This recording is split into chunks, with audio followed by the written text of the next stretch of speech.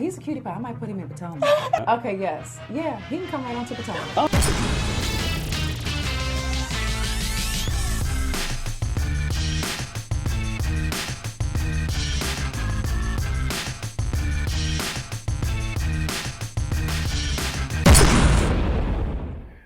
What's up, y'all? This is your boy DJRichieSkye back with another video. And as you guys can see with me today is Adam from Up and Adam. Listen, let me tell you what happened really quick, why we're on the line for this. We both just saw the Real Housewives of Potomac reunion trailer. I was actually going to go live, but I realized I just put out a video like about maybe 15 minutes ago. So I was like, let me let people watch that first. But I thought, if I'm going to review this, what better way to do it than with someone else?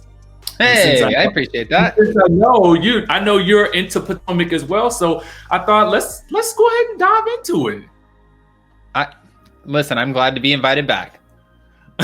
Awesome. So, give me your thoughts on the reunion trailer. You know, I like to rate everything. What would you rate this? Oh, this is gonna be. I'm going to give this at least a hard 9 from what we saw, but I'm just saying this is going to be an explosive trailer anyways, because, I mean, there's so many different dynamics going on. We have GIZELLE and Jamal, Monique and Candiace, Robyn and Juan getting accused of whatever. It's just, this is a lot. What would you rate it?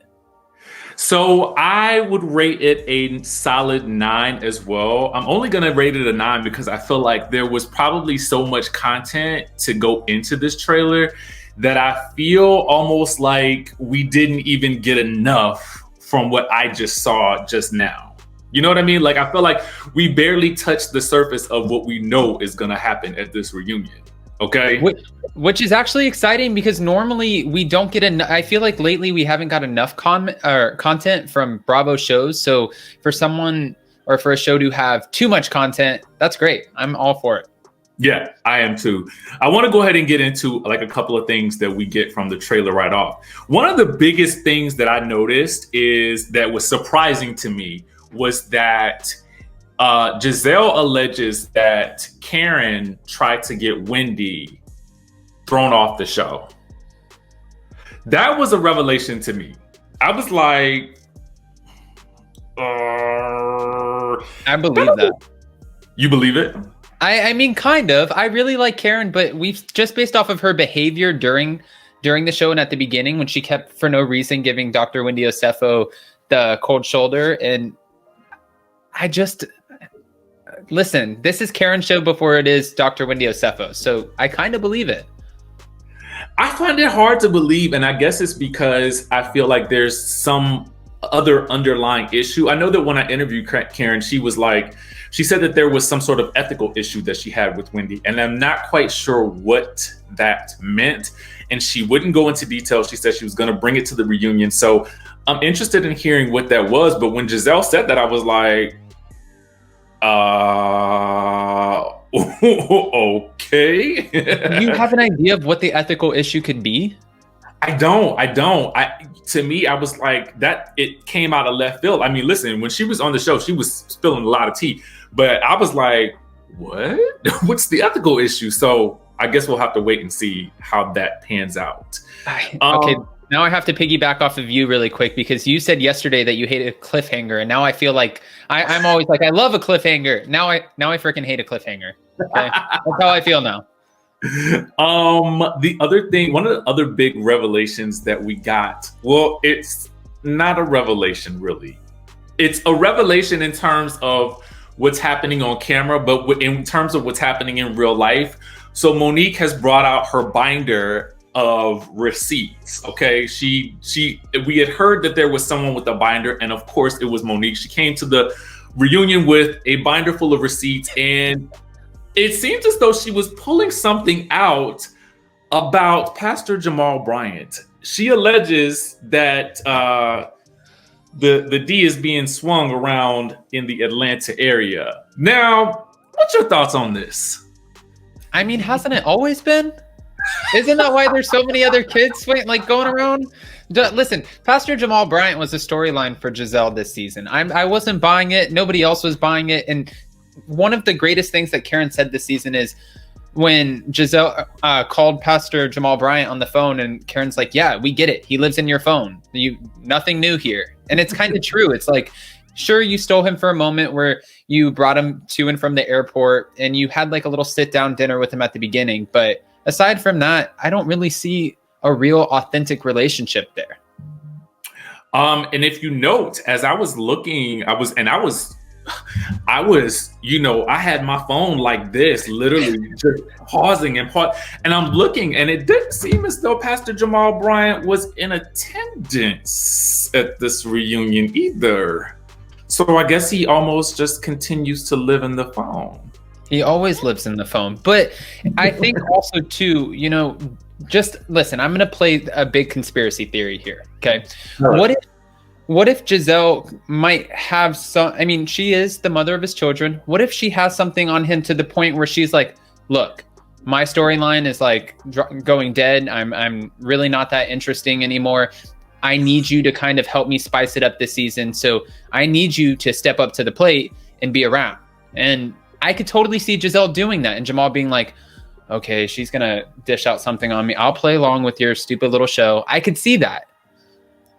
Listen, the allegations were, and I kind of am on board with that, because the allegations were that, people were saying that she was paying him to do this or whatever like that. I mean, obviously we have no way of knowing whether or not that's true, but it definitely seems like this was all an arranged story arc for her in some way, shape, or form. I just can't believe that she would think that we would believe this. Like, what? See, my thing is, I would have actually believed it. I really would have believed it at the beginning when she was like, I don't want to be with anybody else but you. I was like, oh man, you guys kind of split apart and you realized, even though this man hurt you so much, that might have been your one true love. Okay, I'm a sucker. I'm into Disney, So I got sucked into it. And then as the season's playing out, I'm like, no. And especially when your right-hand sidekick over here, Robyn, is calling you out about it. Okay, come on, Giselle, you got to do better. Yeah, it's like you want to believe it because you want to follow the story as it's playing out on television. I mean, we're fans of the show, so we want to see this whole thing and how it works out and this, that, and the third. But it's just like, with as much evidence that's out there and as many allegations that this man has kind of going against him, it seems just like, girl, like you should have found somebody else, maybe. Yeah. I who was the other guy? Who was the guy before Jamal? It was the Sherman.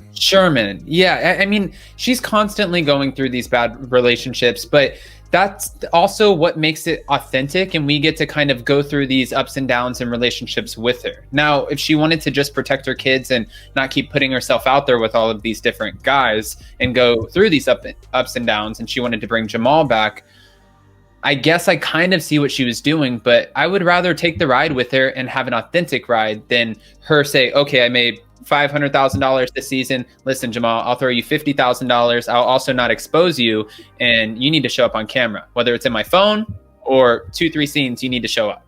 I can see that. The problem to me is that she has involved the kids. Now, it seems like she hasn't told the kids, hey, this is all for TV. This is fake and phony. I'm not really trying to get back together with him. And she's brought them into it, almost seeming like she's trying to make them believe that this thing is legit and it's real. So that's the part that I think is... I didn't get that because every time we see the kids, they're kind of looking at her with the side eye like...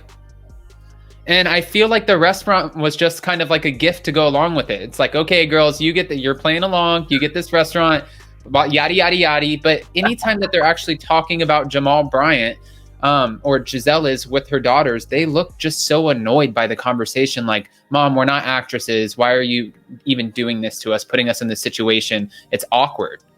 Kids. Yeah, so for me, I can't determine if they're in on it and annoyed by it, or if they're not in on it and just like, why are you trying to get back together with Dad? Like, does that make sense? I don't know. It's weird. I mean, it makes sense, but I'm a product of a divorced family too. And I feel like my dad was always kind of like, all right, son, it's me and you against the world, and would always try to tell me how to act or talk in front of certain settings just to make sure it made him favored his side of whatever that situation was. And I could totally see where Gizelle kind of takes it back and she's like, girls, like, I'm setting you up by being a housewife for the future, whether it's a social media influencer, if you want bigger opportunities, if you want to do fashion, if you want to do this, I just need you guys to play along because it's you girls and mommy against the world. I could see that conversation. You know what?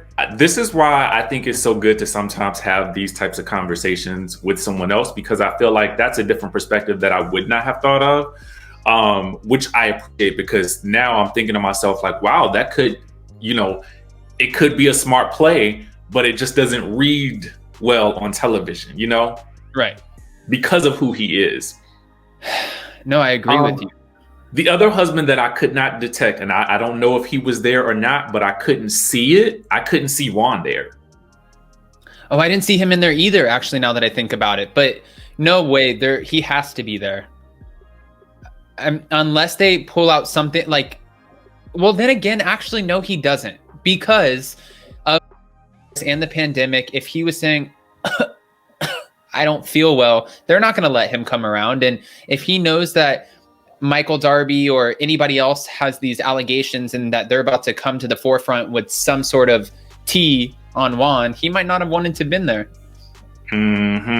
That's the only thing that makes sense to me, because if you notice, leading up to the finale, Karen was like, you know, she asked that question about what Juan does or what he says when he's drinking.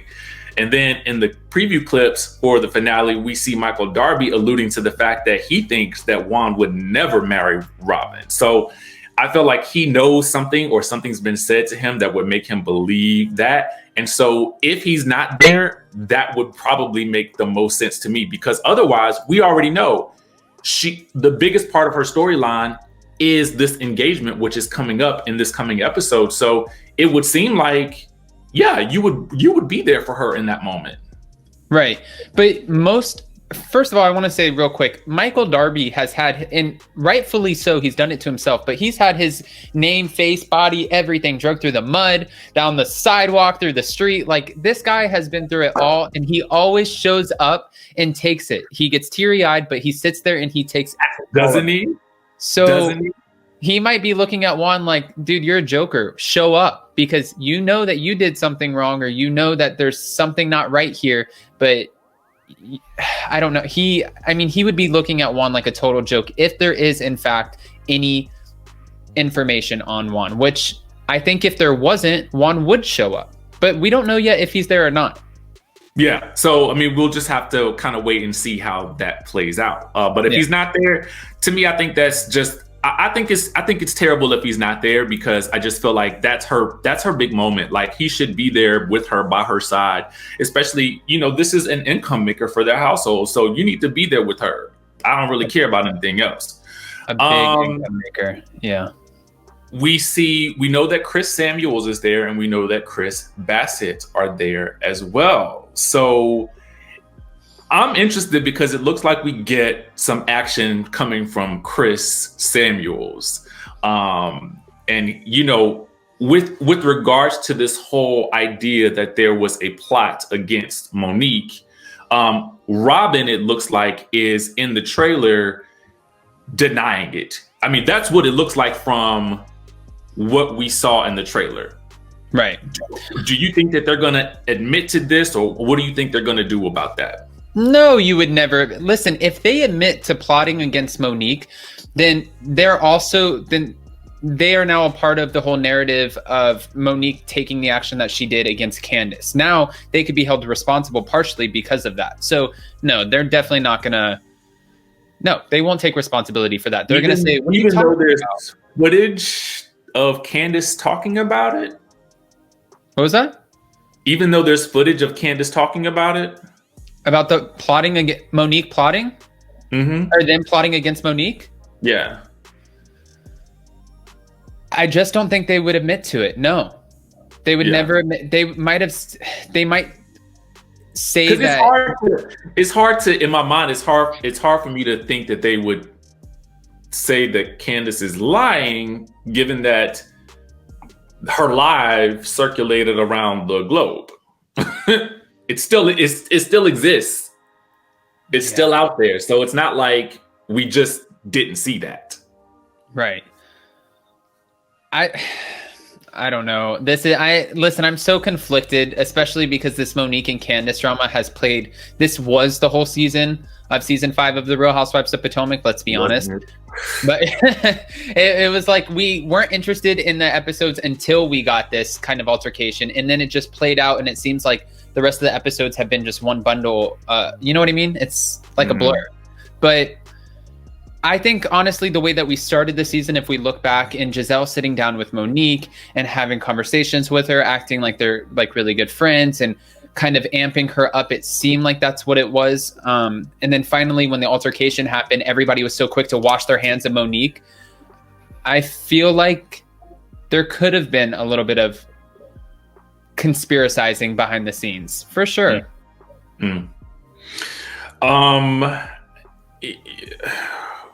We see in the trailer that Candiace is, I'm assuming she's, going hard against Karen for not having her back enough.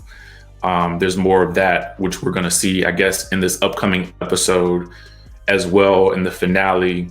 What are your thoughts on that? I think that, listen, for Karen, she just played Switzerland, right? She was kind of like, I'm going to be a friend to you. I'm going to be a friend to you. I don't think Karen's wrong for that. What Candiace wanted, and Candiace is entitled to her own whatever, right? Whatever Candiace wants, okay?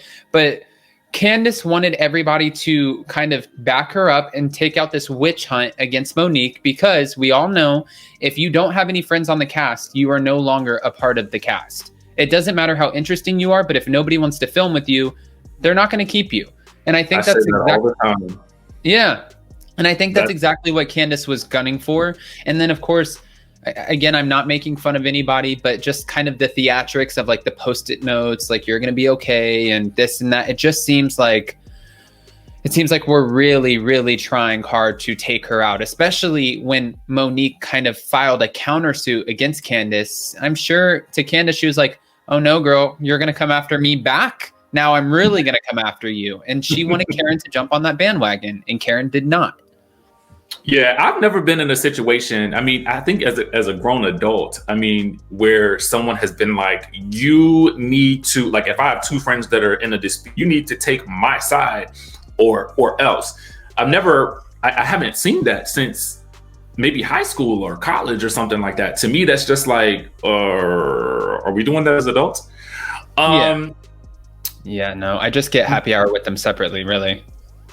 The final thing that I kind of wanted to mention that I noticed was that we did get a clip of, Karen and Gizelle in one of their infamous spats, with Karen going at Gizelle about her fashions. What are your thoughts about Gizelle's fashion? Is it as bad as everyone makes it out to be? Listen, I told you already, I don't have any fashion. That's why I wear my same shirt, or I'm always in black. But so for one person who doesn't know fashion, I can call out another person who doesn't know fashion. So yes, I think that there's no fashion there, especially because we have Karen and she shows up. She always kind of is put together. She looks great. Candiace always looks stunning. I mean, there's a few of them on the cast, like Dr. Wendy Osefo seems like she dresses great. Robyn with those wigs, I don't know. No, Gizelle needs a stylist, but so do I. So I can say that about her. In all fairness. I get it. Was there anything else that you noticed in the trailer that stood out to you, or you're curious about, or you may want to really talk about real quick before you have to go? I think the thing that I'm actually, because aside from the obvious, we know Monique showing up with the binder and having like each one sectioned off by, housewife or whoever. We know that's coming, so I'm excited about that. We obviously know the Monique Candiace encounter. We're anticipating that, right?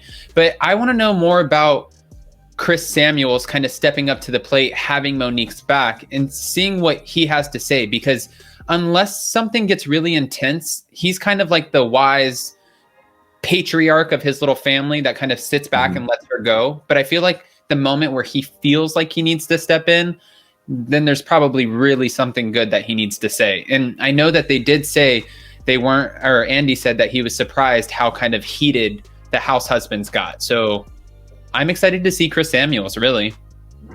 Yeah, I'm excited to see the husbands come in as well. I remember that comment about Andy saying how explosive it got when the husbands came out. So I'll be excited to see that too.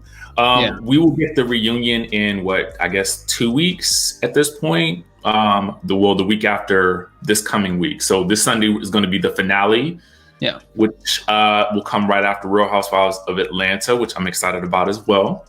Adam, thank you so much for jumping on the line. Really, this was so last minute. I mean, I literally texted him like right before, and he's like, I have like 30 minutes. So we got it. Thank you so much for taking out some time to do this. I know your schedule is crazy, so it means a lot to me that you did that. I mean, honestly, like I said to you, anytime that you shoot me a text, whatever, if you want to jump on and talk about something, I'm always down. I appreciate the fact that you even reached out, and I'm just as equally excited about this reunion. We get it in like 9-10 days. So yeah, it's going to be good. I'm excited. I mean, aside, like I said, from the obvious and what we know and who we're expecting to show out, I'm excited to see, you know, maybe the people who usually sit in the back kind of coming to the forefront, like I said about Chris Samuels. So again, I think it's going to be great. Yep. All right, guys, that is our review of the Real Housewives of Potomac Season 5 reunion trailer. Thank you so much for tuning in. Be sure to subscribe to Adam's page as well. Adam, tell them where they can find you on Instagram as well. Yeah. Instagram is Adam, COYNEWELL. And then on YouTube at Up and Adam. I appreciate that. No problem. No problem. Guys, we will see you in the next video.